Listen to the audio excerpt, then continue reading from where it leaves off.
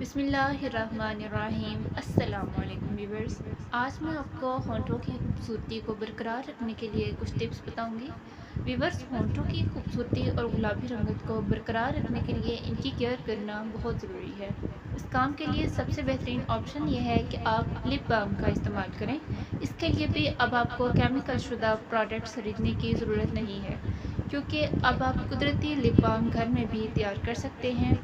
होंठों का बाम बनाने के लिए व्यूअर्स आपको चाहिए होगा चुकंदर, ग्लिसरीन, विटामिन ई का कैप्सूल और वैसलीन। व्यूअर्स, अब मैं आपको लिप बाम बनाने का तरीका बताती हूँ। सबसे पहले आपने चुकंदर को पीस लेना है और इसका रस निकाल कर इसको अलग कर देना है। थोड़ी सी वैसलीन लेकर इसको गर्म कर लें और इसको पिघला कर चुकंदर के रस में मिला लें। फिर इसमें थोड़ी सी ग्लिसरीन और विटामिन ई का एक कैप्सूल शामिल कर दें। इन सबको अच्छी तरह आपस में मिक्स कर लें और फ्रीज़ कर लें।